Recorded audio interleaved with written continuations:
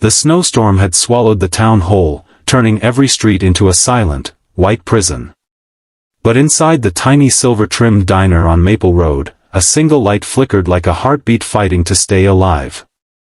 Emma, exhausted from a double shift, was scrubbing down the counter when the door slowly creaked open and a blast of icy wind swept in. Wrapped in a thin, worn blanket, an elderly woman stepped inside, shivering so violently her bones seemed to tremble. Her eyes, red from cold and years of hardship, searched the room as if begging for a place where the world would stop hurting for just a moment. Before we continue, if you believe in kindness, second chances, and the power of humanity, please like, comment, share, and subscribe. It truly helps more people see stories that remind us the world still has good in it. Emma rushed to her, sensing something deeper than cold. The woman looked like she had been wandering with nowhere to go for far too long. Emma guided her into a booth and quickly wrapped her in an extra apron she kept for slow nights.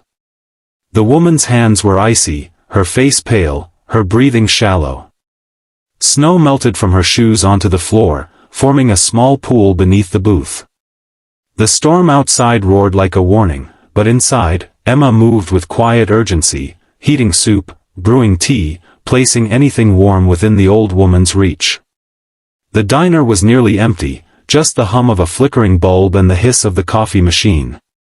Emma knew she wasn't supposed to let people shelter overnight, but one look at the woman's trembling form made the rule meaningless.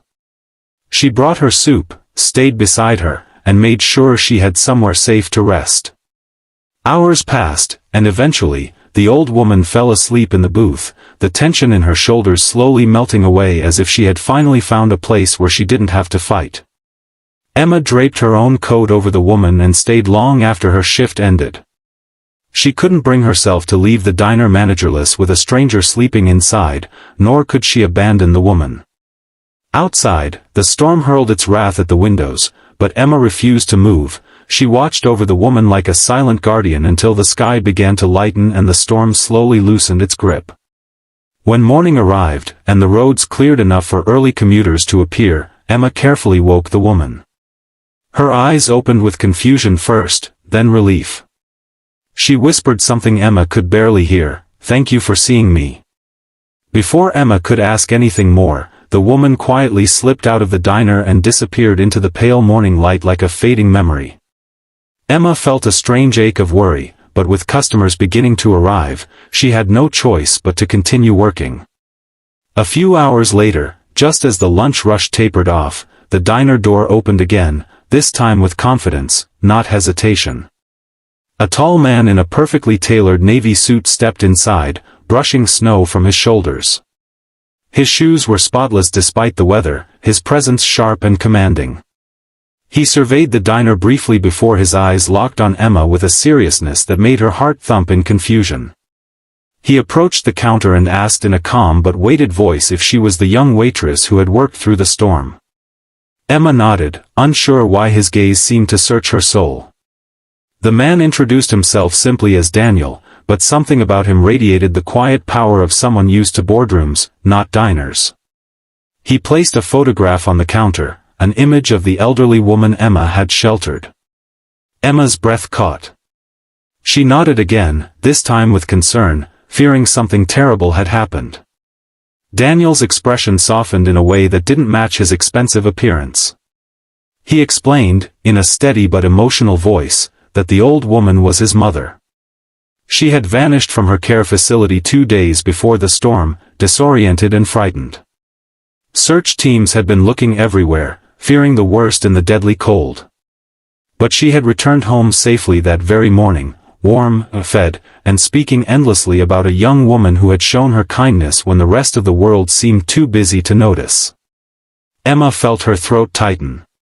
She hadn't done anything extraordinary, just what any decent human should do. But Daniel looked at her as if she had saved the world. Then he did something Emma never expected. He asked her to step outside for a moment.